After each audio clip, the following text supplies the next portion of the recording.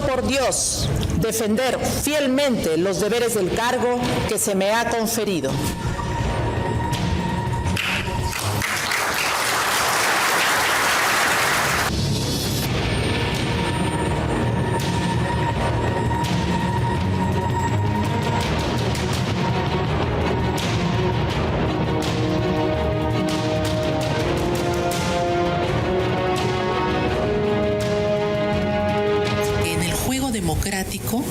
Cada institución, poder del Estado u organismo autónomo tiene sus funciones.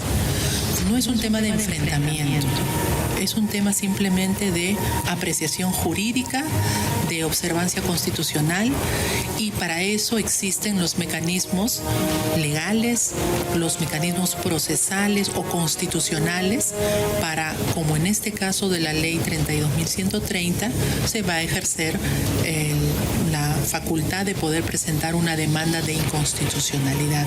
Nosotros en el Ministerio Público, que somos un organismo constitucionalmente autónomo, no somos políticos, somos técnicos jurídicos, profesionales que privilegiamos la ley, la Constitución y los estándares internacionales. En ese sentido, para hacer una afirmación se debe contar con estadísticas.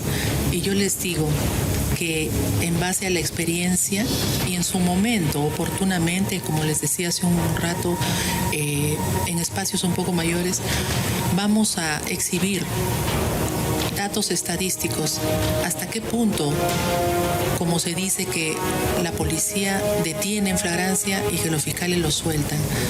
No hay que hacer afirmaciones tan, digamos, de pronto ligeras, ¿no? Hablemos con cifras.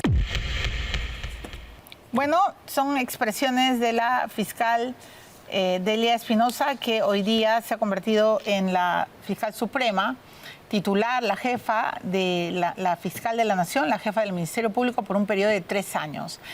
Me ha encantado esta imagen donde, si Rolo, si puedes volver a poner mientras yo hablo, de cuando ella está juramentando, cómo aplaude así, agachada, como diciendo, ay, Dios mío, no, perdí el poder, se me fue el gallo y la gallina.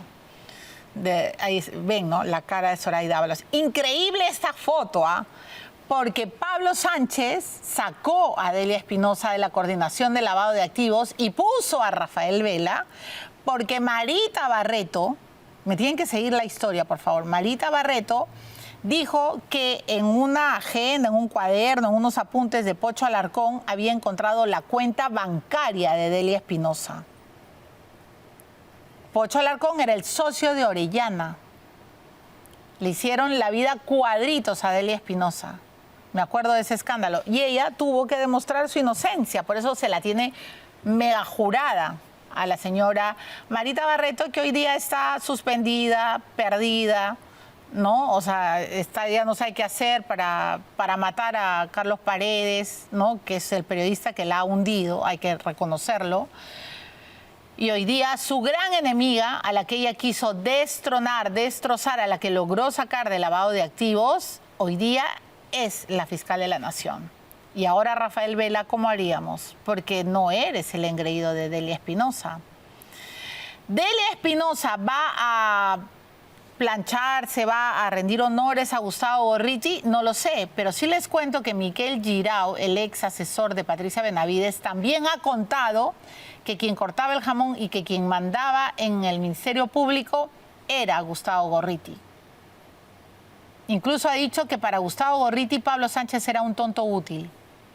Increíbles sus declaraciones, que estoy buscando y buscando, ya me contaron todo, ¿no? Ahora, la doctora Delia Espinosa ha dicho, no somos políticos. Bueno, doctora, eso no piensa ni Jaime Villanueva, ni Girao, ni todos los que detestan a los fiscales que se han convertido en operadores. En todo caso, yo sí le deseo mucha suerte. Tengo que darle el beneficio de la duda. Sinceramente espero que haga un buen trabajo y que haga una limpieza profunda en el Ministerio Público, porque han dado vergüenza los últimos fiscales. Javier González Olaechea ha sido canciller. Él no dio vergüenza en relaciones exteriores, al contrario. llenó de orgullo a todos los peruanos cuando puso los puntos sobre las IES en la OEA, diciéndole la vela verde a todos los que querían todavía apapachar a Nicolás Maduro, pero luego renunció. Esa fue la gran sorpresa.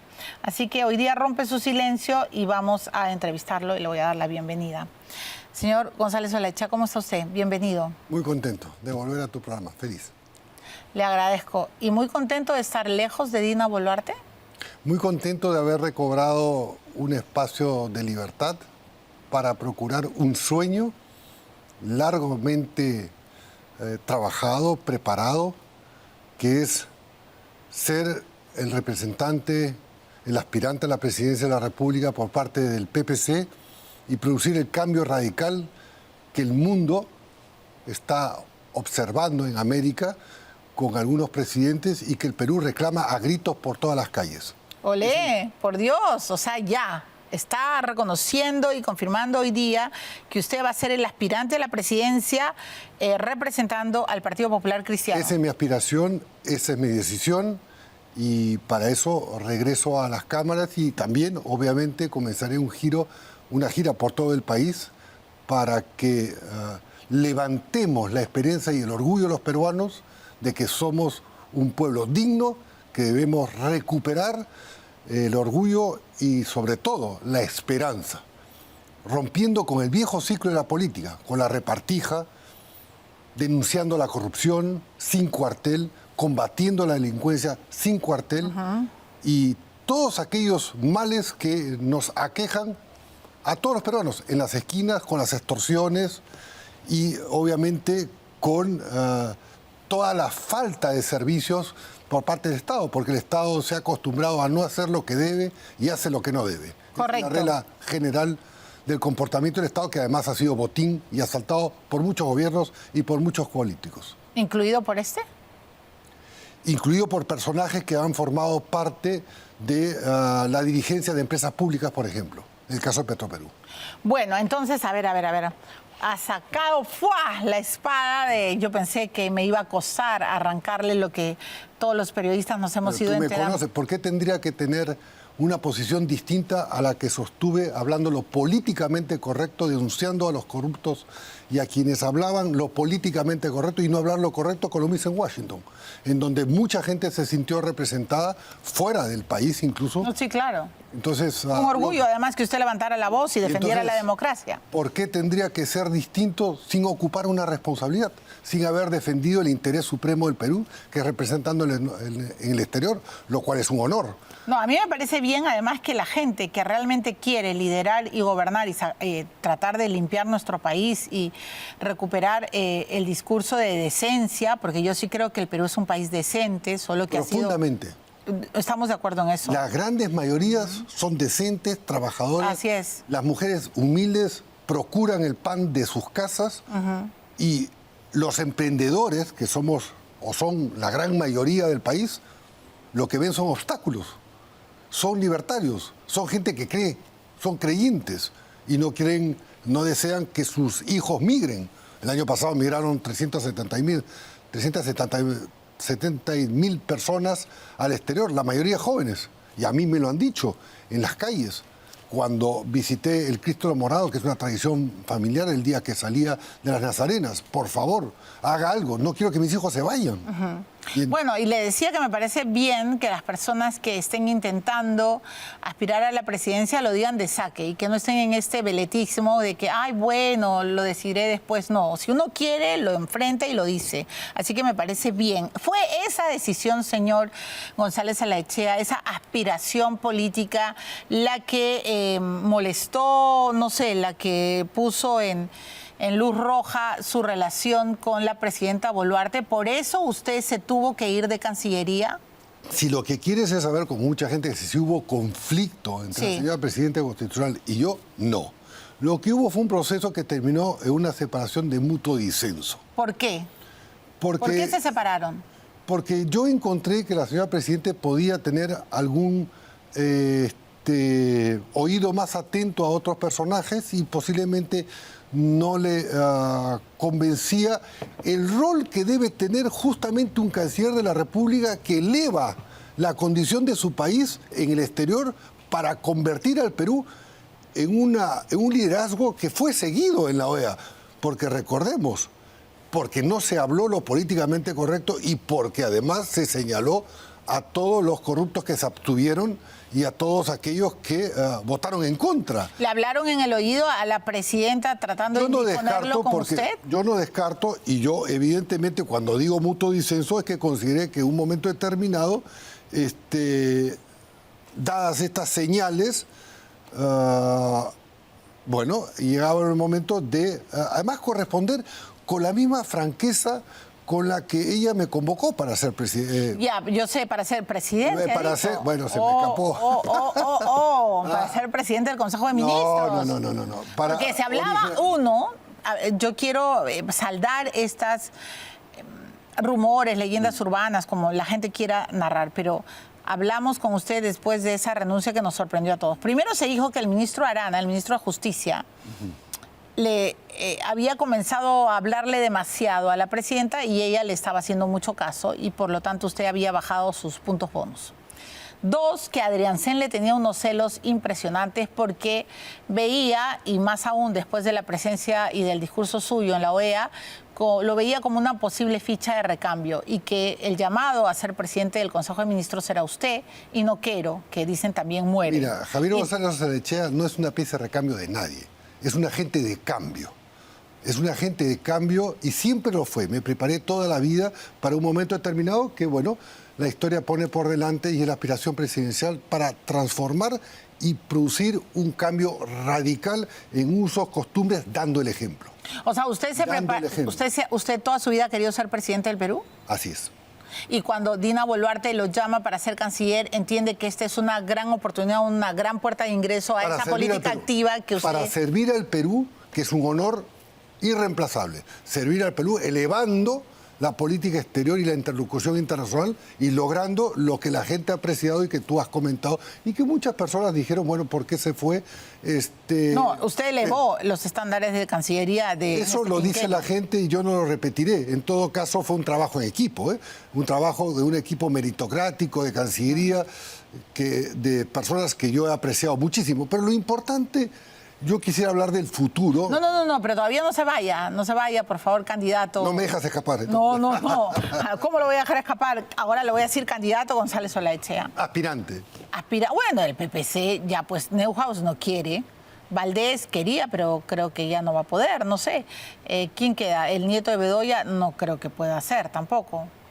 Sillonis, la lucha va a ser con Sillonis. ¿O ya habló usted con Sillonis? Yo no he hablado con ninguno de mi candidatura. ¿No ha hablado con Lourdes? No. De mi candidatura específica o de mi aspiración, obviamente yo he conversado. ¿Y qué le han dicho a ellos? Porque ahí hay varios que quieren, ¿ah? Hay una sí, y todo es gente honorable. Pero yo miro esto como un proceso porque el PPC, y esto hay que refrescarlo, es el único partido limpio que no ha tenido oportunidad de gobernar después de tantos años. Estuvo muy cerca en un momento determinado con Luis Bedoya Reyes, gran patriota. Y gran alcalde de Lima, además. Y gran alcalde de Lima, que mucha gente lamenta. No, sí, visionario, de todas maneras. Visionario. Bueno, el PPC fue entonces un partido de grandes visionarios que le dio una doctrina vigente y yo te diría atemporal. El pensamiento social cristiano es una herencia de libertad como principio, no del partido, porque recordemos que el socialcristianismo parte del libre albedrío en las Sagradas Escrituras, libre albedrío de la libertad, a diferencia de otras religiones monoteístas. De manera que hay una continuidad dogmática o doctrinaria entre quien fue uno de los fundadores de Libertad, en mi caso, con la adhesión a la doctrina y a la historia limpia del PPC. Claro, y de hecho el PPC, en efecto, es un partido, perdió su inscripción de manera terrible. Lourdes Flores dice que fue casi un complot y luego han logrado la reinscripción. Pero lo cierto es que la señora Flores Nano, que intentó tantas veces ser presidenta, no lo logró. No sabemos cómo hubiera sido el destino del Perú. El PPC sí lo va a lograr ahora. Y va a lograr un mandato. Cuando vayamos a las calles, cuando vayamos a las universidades, comencemos las giras en el interior, en mi caso, yo voy a pedir un mandato expreso para un cambio radical. Y un mandato... Expreso, va a decir, no quiero ser presidente para ser, como lo dije en el discurso cuando asumí Torretales, no voy a ser un agente de la realidad, un notario de la realidad, sino un agente de cambio radical.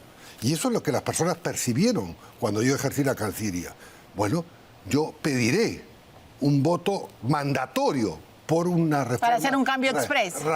Express no, radical. Ahora, express, los primeros 90 días tú tienes que sentar las bases de esa reforma. Como lo ha hecho Pero Bukele, ¿qué es lo primero que haría si usted hoy día ganara la presidencia del Perú? responder a los grandes problemas que aquejan al país. Y el gran problema, la seguridad. Seguridad. Es muy fácil. Ya, ¿qué haría? O sea, cuando digo muy fácil, es complejo, pero tienes que demostrar voluntad política. Y esa voluntad política la tienes que mostrar desde el día que otorgas la primera entrevista. Y no andar con medias tintas que estoy viendo, que estoy estudiando. No, estoy de acuerdo. Hoy día Ok, lo está demostrando. La voluntad política. Ok, pide facultades delegadas. Primero, aspiramos a tener una votación muy grande, muy diferenciada del resto. O sea, no repetir ¿Porque irían en alianzas? Preferentemente, yo pienso que, además, los demás partidos que tienen un dueño, por así decirlo, están obligados al factor tracción, ser candidatos para que sus candidatos a diputados y a senadores sientan el apoyo y, a su vez, los que vayan en el 2026, en octubre, a gobiernos regionales, los que postulen, y locales. Yo creo que en un momento determinado, en segunda vuelta, se podría evaluar, inclusive con un pacto, digamos, claramente definido, nada de repartijas, porque la gente detesta las repartijas. Con un pacto de gobernabilidad a mediano plazo para darle estabilidad y formar, si no tenemos la mayoría, gobiernos como es en Alemania, o sea, lo que dice la Constitución. O sea, pero en primera vuelta van solos. Yo preferiría, aunque yo no lo voy a decidir, porque hay estructuras partidarias. Yo soy un militante habilitado a ser aspirante a la presidencia. Pero yo sabía que, por ejemplo, ay, Dios mío, Miguel, ¿no? Miguel Mufarech, que es Sí. líder de...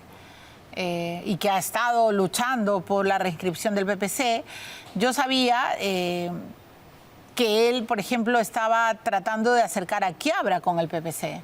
Yo no conozco eso, pero sí que lo que sí te puedo decir es que hay una coherencia de muchos años por parte de Miguel Ángel como líder, no podríamos decir histórico porque no está muerto, pero digamos, como un líder convencido de que hay que fortalecer a los partidos políticos, porque además reconozcamos que la única forma, y en buena hora, de constituir una democracia es con partidos fuertes. Y los partidos fuertes se hacen sobre la base de convencer, no de vencer en una pulseada con repartijas o no, convencer al electorado de que ese es el camino. Y el camino que yo procuro es un camino en donde prime, obviamente, el orden, donde prime la economía sana, donde se reconozca la realidad. ¿Cuál es la realidad? El 75% de la gente es informal.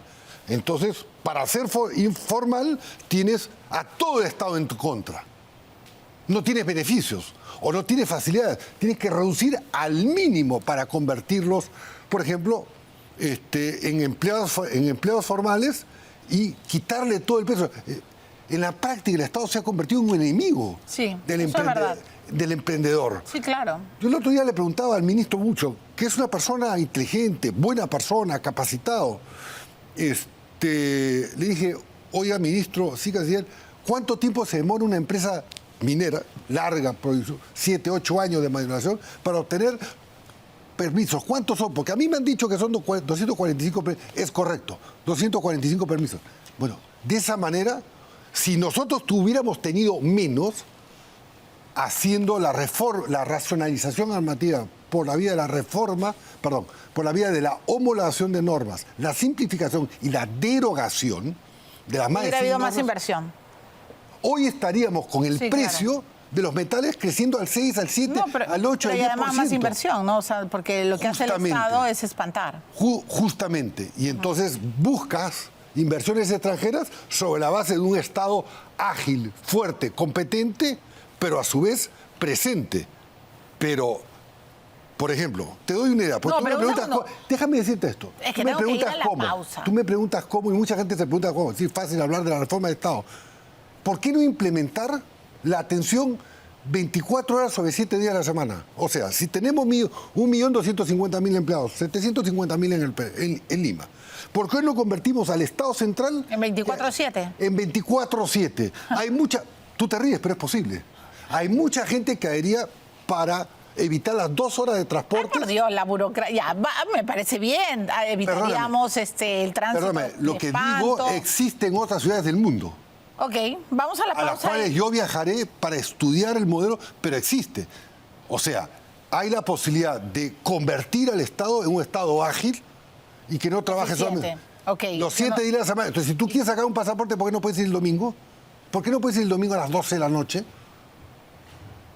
¿Por qué tienes que concentrarlos todos en 8 horas laborales? Hay mucha gente que yo prefiero trabajar de noche. Doble turno. Correcto. Triple. O no, cada uno. No, doble turno es una persona que trabaja doble turno. No, o sea, 2 turnos. 3 2 turnos. Ok. 3 turnos, Ya, 7 me días a la parece bien. semana. Pero ahora tenemos que ir al turno de la pausa. Al turno de la pausa. Muy bien, entonces Javier González Olaechea se acaba de lanzar a la presidencia, ni más ni menos, por el PPC. Vamos a regresar, pero tenemos que seguir resolviendo qué pasó, qué pisó con Dina Boluarte. O sea, todavía no se ha escapado. Ya venimos. Miraflores inició la construcción del Parque de la Juventud, un espacio de más de 1.000 metros cuadrados, enfocado en actividades deportivas, artísticas y recreativas para jóvenes. La obra, con una inversión de más de 2 millones de soles, contará con zonas de danza, módulos de calistenia y áreas accesibles, además de áreas verdes y luminarias para garantizar seguridad. Este parque busca mejorar la calidad de vida juvenil, promover la cultura deportiva y reforzar la integración social. En Miraflores se vive mejor.